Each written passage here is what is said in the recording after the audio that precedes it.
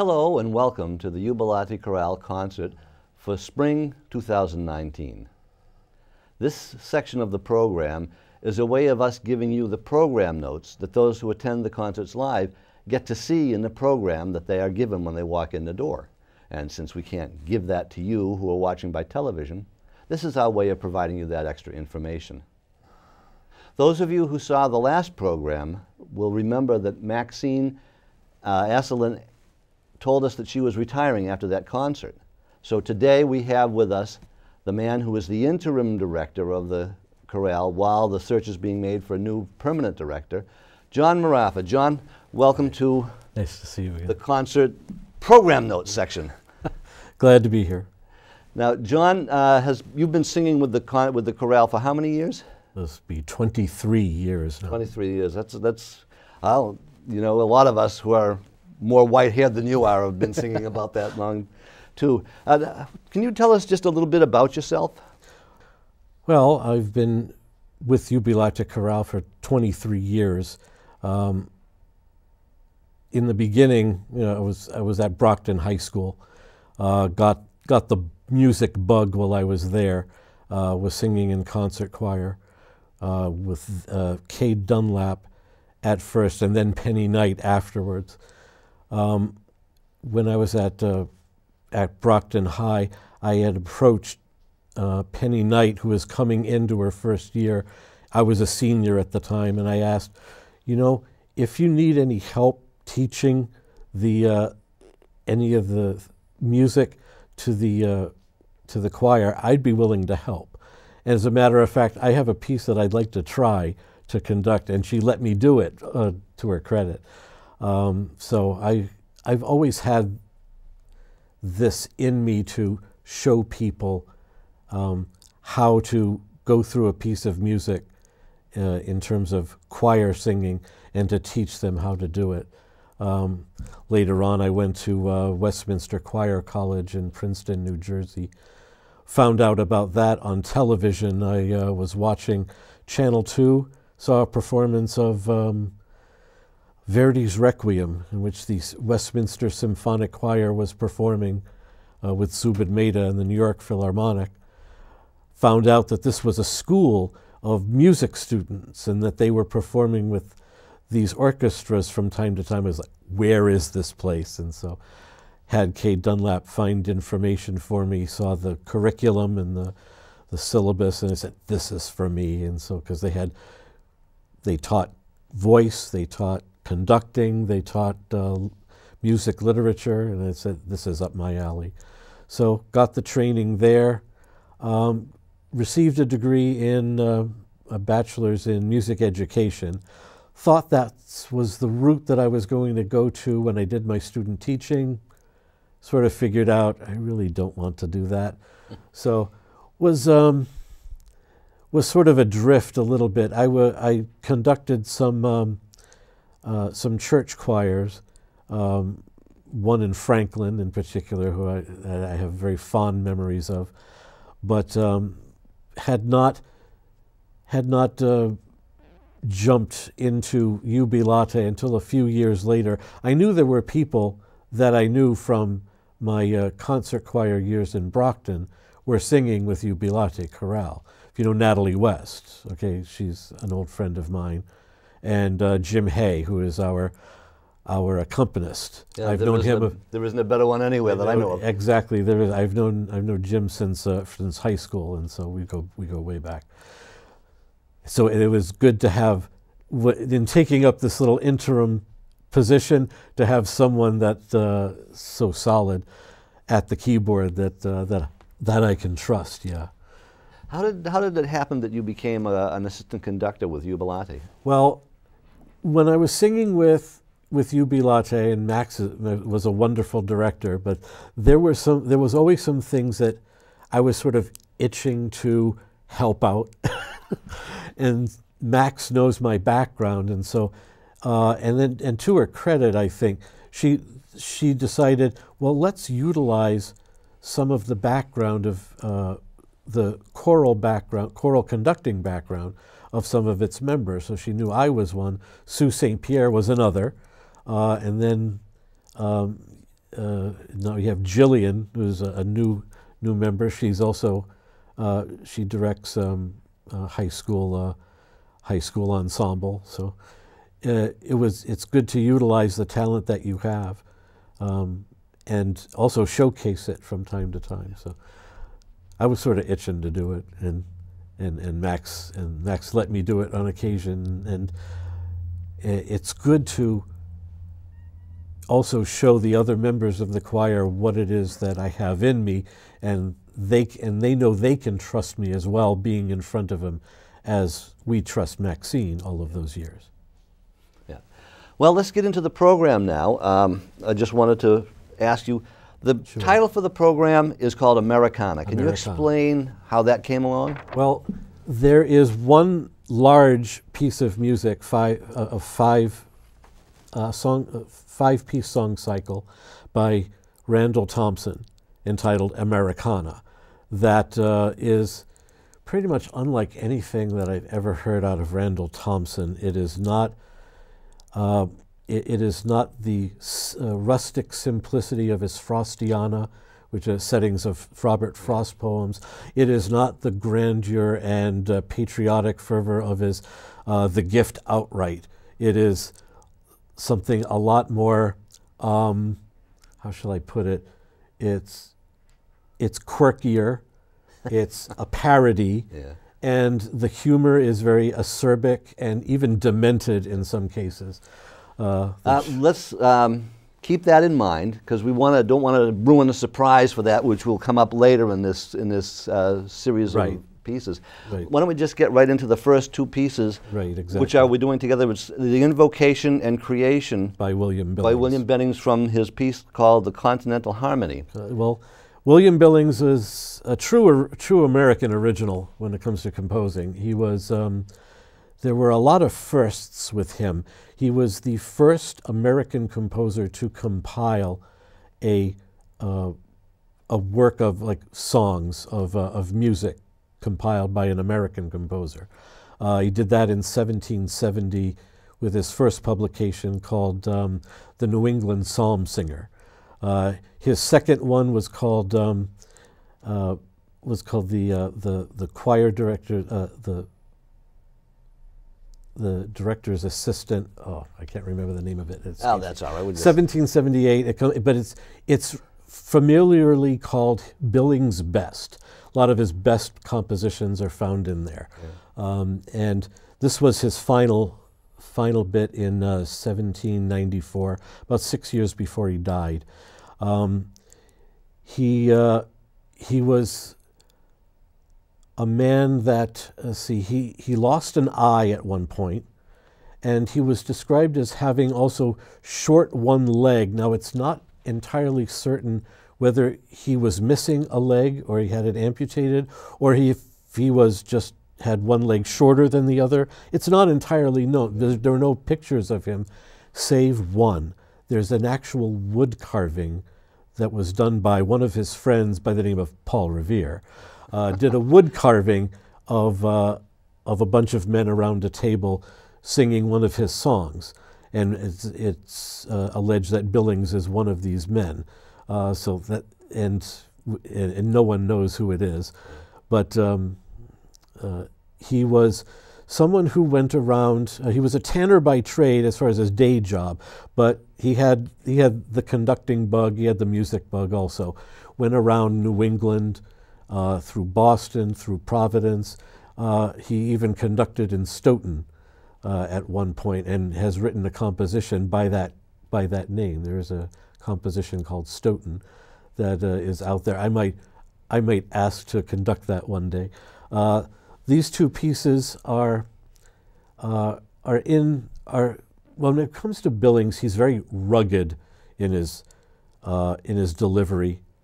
His harmonies are very simple, but very earthy, and his rhythms are aggressive and just you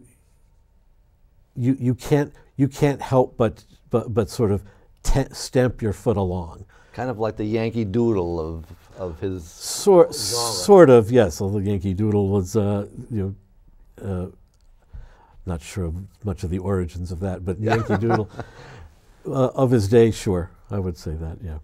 And now, starting the concert off, the Invocation and Creation by William Billings.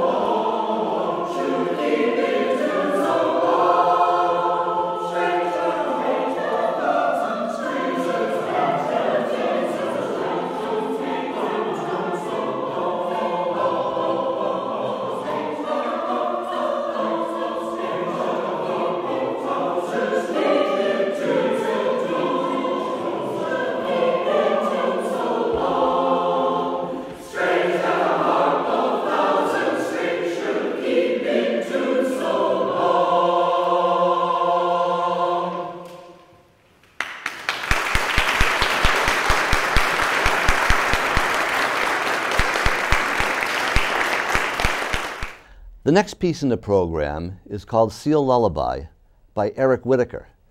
John, what can you tell us about Eric Whitaker? He's a name I'm not familiar with. Well, Eric Whitaker is one of the up-and-coming new young guns of choral music. He is very famous on YouTube. If you go on YouTube, you'll see lots of pieces that he has put together with virtual choirs. That is, he takes people will record sections of his pieces and send them to him, and then they get put together like thousands of voices. It's quite amazing. But he also had an interesting story. He was playing in a band when he was in college, and he was invited to sing with to do Mozart's Requiem. A friend of his invited him into the choir, and he said that moment changed his life, listening to Mozart. That he had not really learned how to read music, learned it much better, dove into and became a composer. He wanted, all of a sudden, all of these melodies in him started coming out of him, which is a neat story in and of itself. The story of the Seal Lullaby, it's a Rudyard Kipling story. He was approached by someone who invited him to Hollywood, to one of the major animated motion picture studios. They were thinking about doing an animated version of the Seal Lullaby. And so he started reading the story, the opening seal lullaby that the mother seal sings to her pup, and immediately got a melody, wrote it down, had his wife, who's a very good singer, had her record it, sent it into the studio, and then just waited. After a while, he didn't hear anything, and so he's wondering, did they not like it or whatever? Called the studio, and they said, "Oh, we're going to do Kung Fu Panda instead." So he had this piece of music, which was later another choral group commissioned him. He had the piece. He wrote it for a 4-part choir, and so it lives on. And it is it's one of those pieces that is just instant love for Jubilate. It's an easy piece to fall in love with, and they sing it beautifully. And now, Seal Lullaby by Eric Whitaker.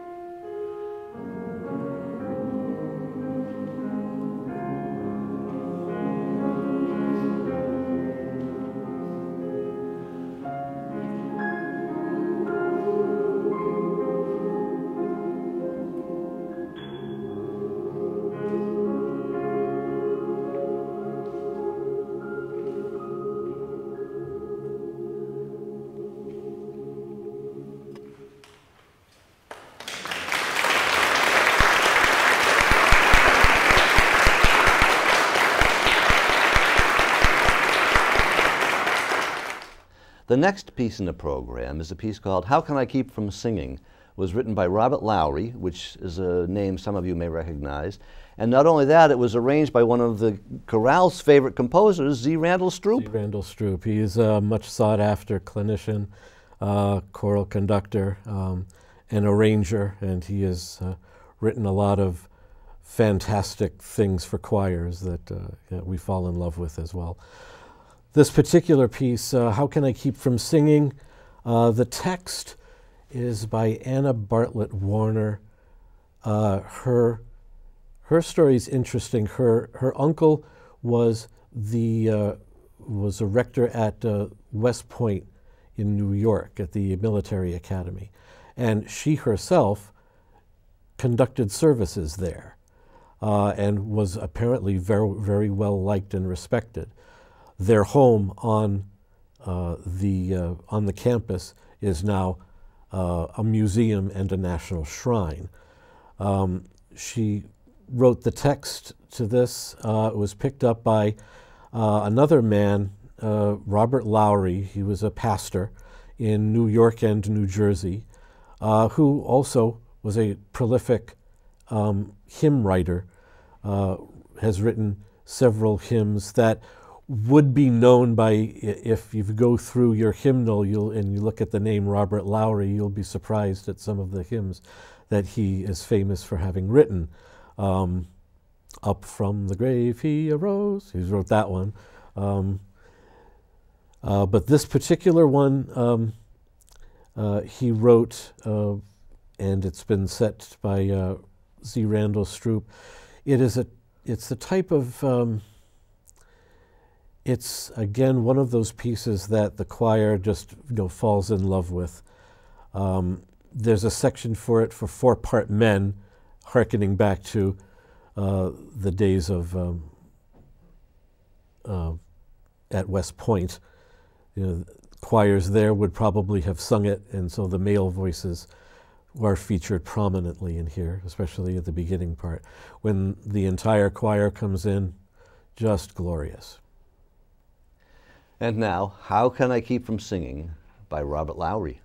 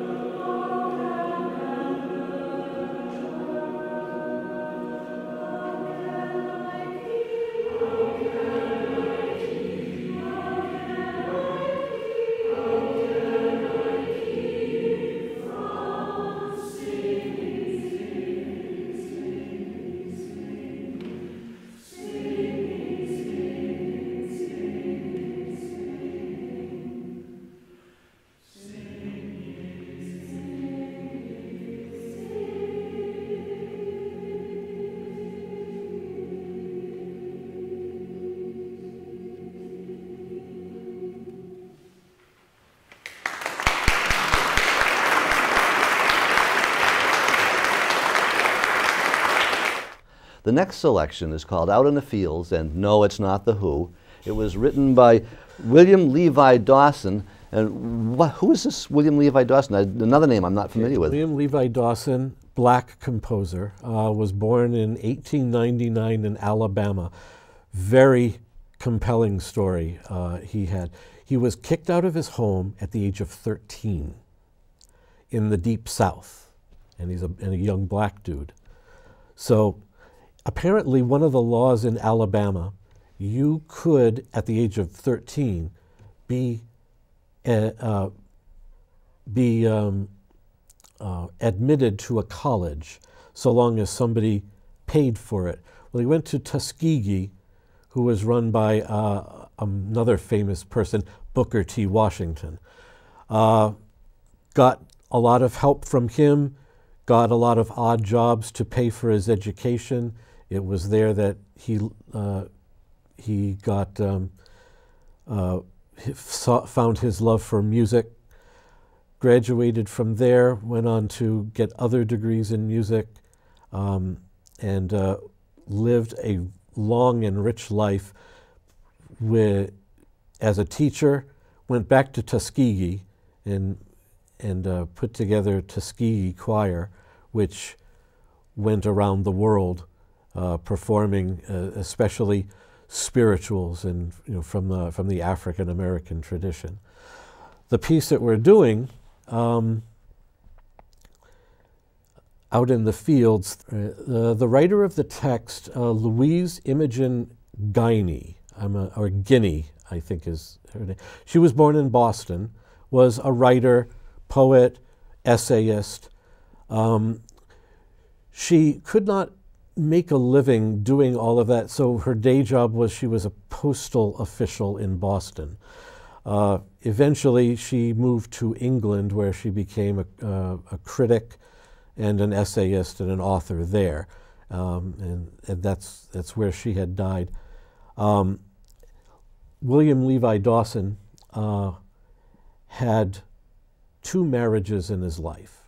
His first marriage, to whom this particular piece is dedicated, is to, it says, "In memory of my beloved wife, Cornella." Now, Cornella Dawson,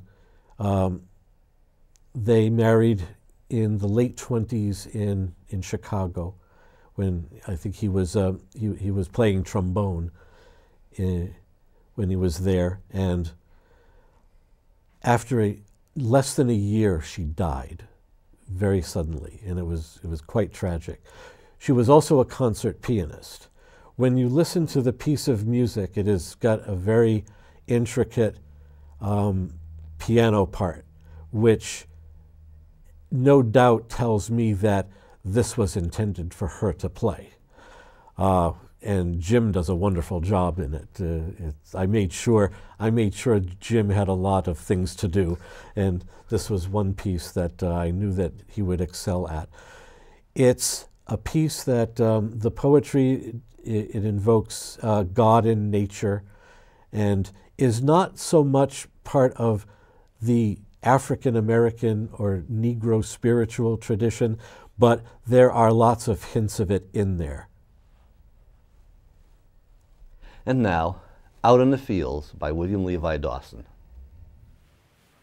Yeah.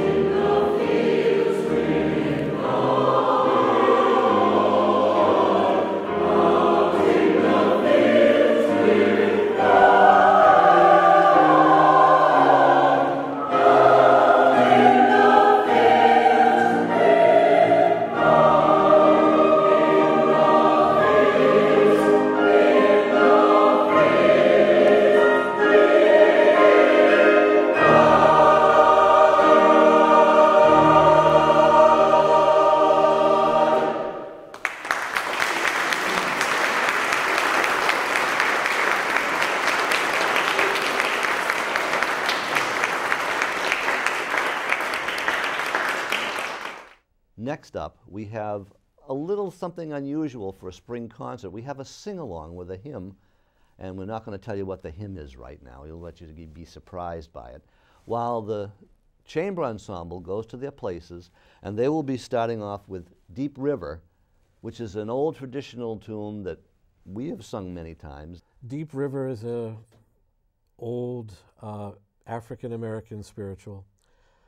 The Deep River is said to be the Ohio River because with the Underground Railroad of getting runaway slaves from the south to escape to the north, one of the big obstacles was the Ohio River, and so when it's getting across that,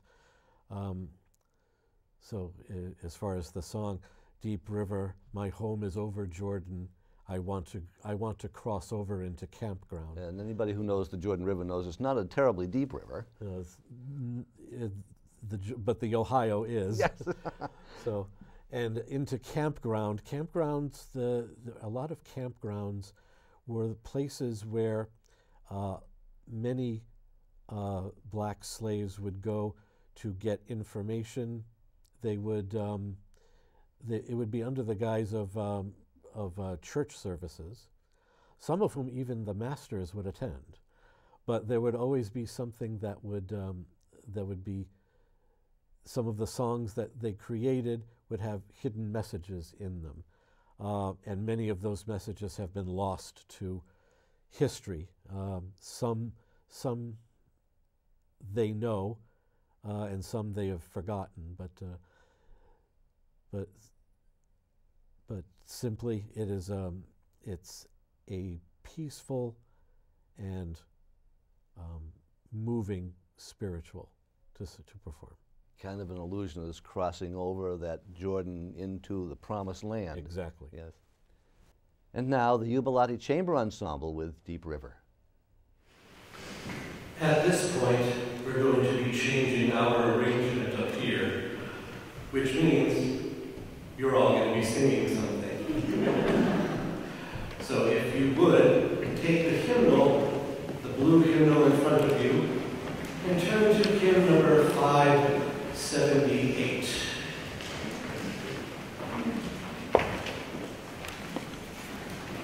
Since we've done one hymn by Robert Lowry, which is How Can I Keep From Singing, why not do another one?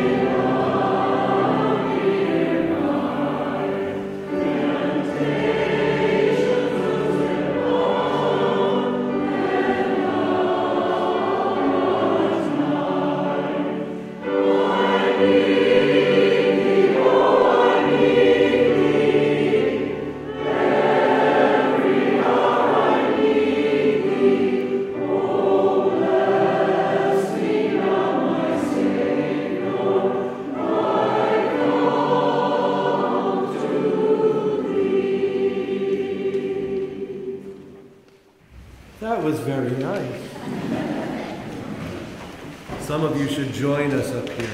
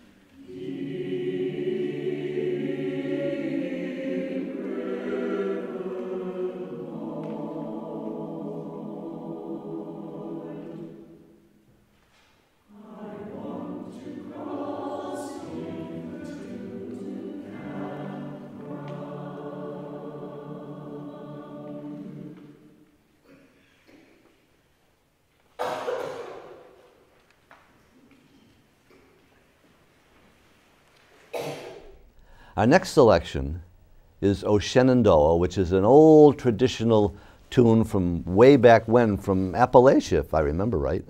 Well, in Appalachia, Mississippi and Missouri rivers, its origins probably go back to even Quebec, to early Quebec. When you look at the structure of the song itself, it's actually in the form of a sea shanty. A sea shanty will usually have an opening phrase that is sung by a soloist, and then there's a response by the other members of the crew. So with O Shenandoah, I long to see you, then the response, away, you rolling river. O Shenandoah, I long to see you, away, we're far away, across the wide Missouri. And that's sort of the form that this tune takes, is of a sea shanty. Although a more contemplative one, as opposed to as something, usually when people think of sea shanties, they think of work songs, rollicking, fast-paced. This is the more contemplative one. Yeah, it wouldn't do for hauling up the sails. Yeah. Now the story, O Shenandoah, it tells, if this is only, we only have a few verses of it in this version, but the entire story tells of a 7-year courtship of a white fur trader who is trying to convince the Algonquin chief Shenandoah to offer his daughter in marriage. And so as part of it, you hear there's again a section for 4-part men. O Shenandoah, I love your daughter, away, you rolling river. Yeah. And now, O Shenandoah.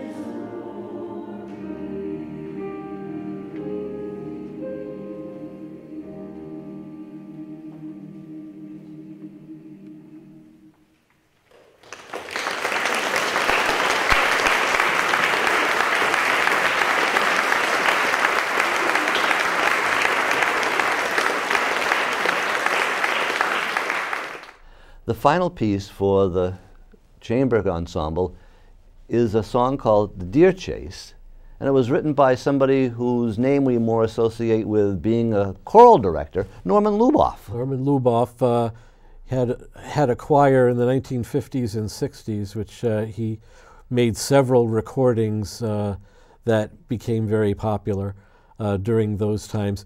He was someone who in Hollywood was hired to conduct and compose music for movies. So he took that that tradition with him into choral works with the Norman Luboff Choir. No doubt, one of those recordings will have The Deer Chase on it. It is a fast-paced, very wordy piece of music that it quite simply describes a deer chase and all that it entails. And I remember hounds, hearing you... horses, yes. hills. And I remember you hearing you say to the choir at the last rehearsal I went to that you've got to watch your diction, because if you don't, the words will get lost. And I was hearing that happening. Yeah, it's easy to, that was one of their big assignments when I gave it to learn the words at tempo, in rhythm. And well, they've been doing a yeoman's job. We'll see how this one goes. It can be difficult to get your mouth wrapped around some of those words. And now, The Deer Chase by Norman Luboff.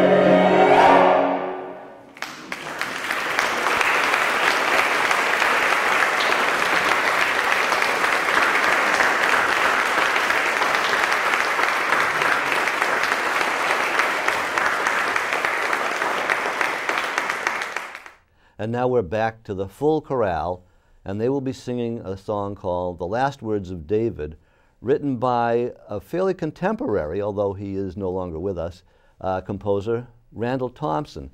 And I must say, the first time I ever heard of Randall Thompson, I was singing for a choir that was being directed by a student of his. Oh, wow. That must have been, you would have had some very good insights into the composer, no doubt. Oh, yes. Last Words of David was commissioned by the Boston Symphony Orchestra to commemorate Serge Koussevitzky's 25th anniversary for his directorship of that institution, and they commissioned Randall Thompson to compose it, taking text from 2 Samuel chapter 23. And it's the words of David before he passes away and give his kingdom to Solomon. And now, the last words of David by Randall Thompson.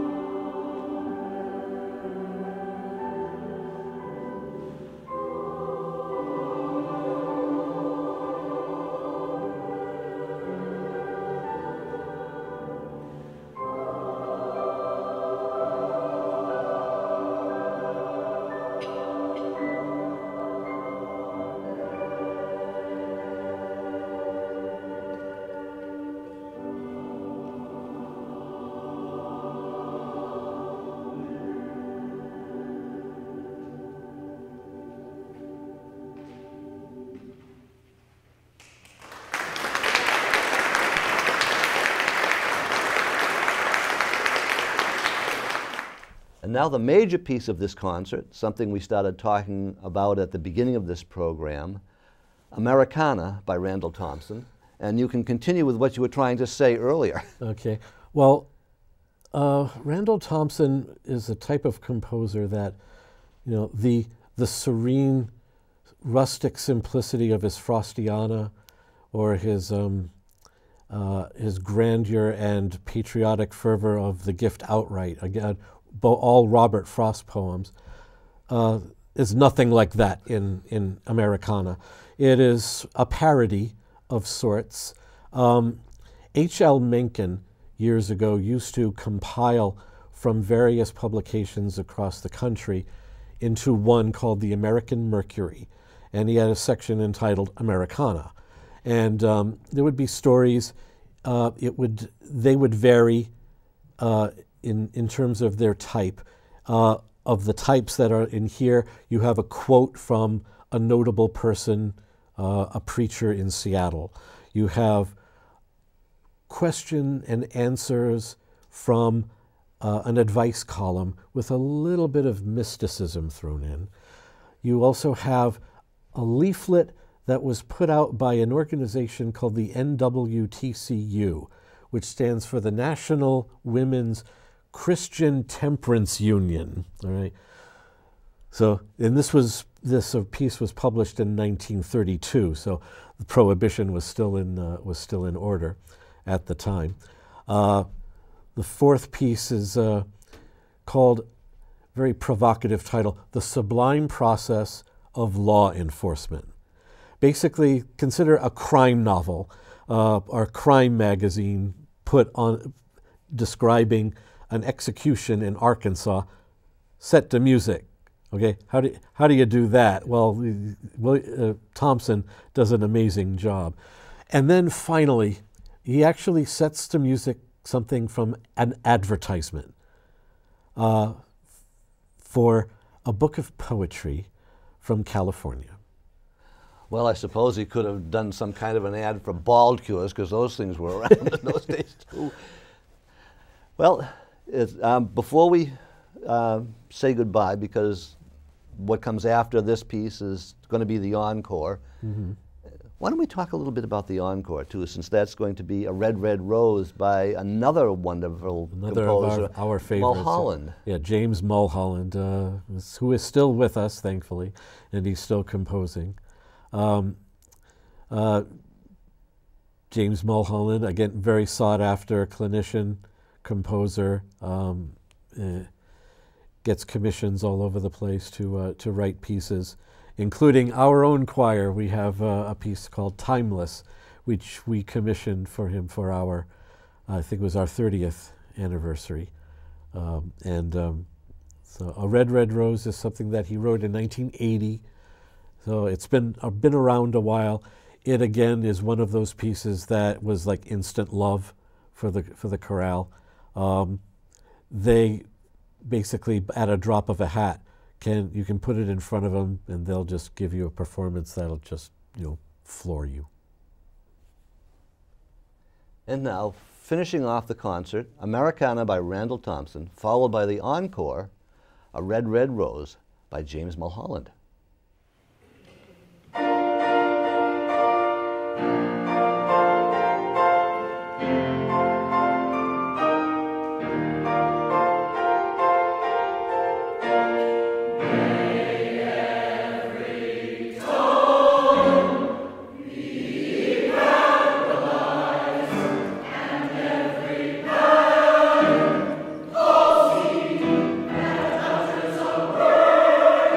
Oh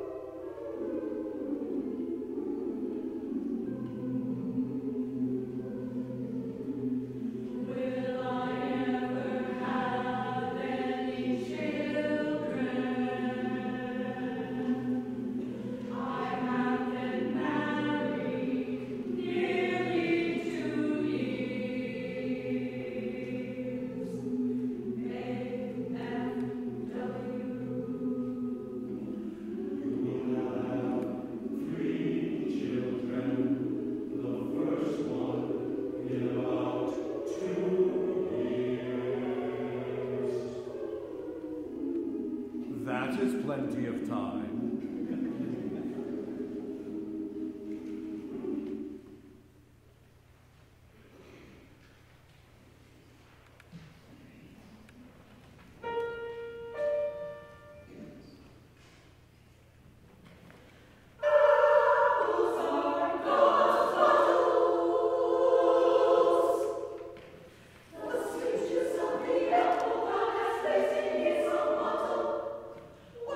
Music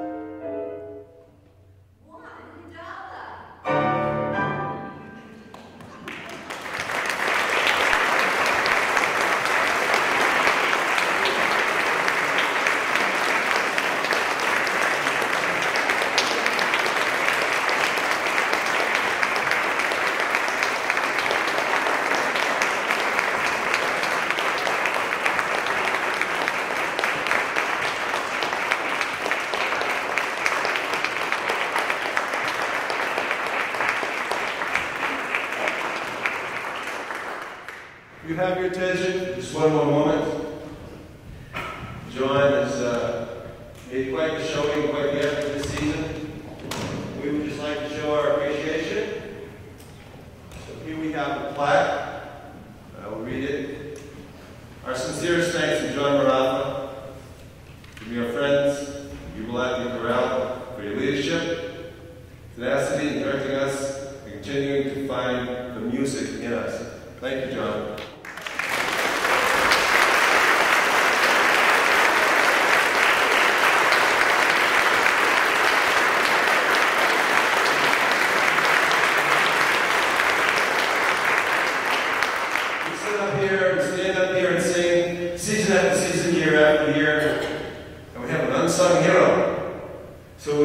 We would like very much to, and be very proud to present a light plaque to our wonderful pianist and accompanist, Mr. James Hay.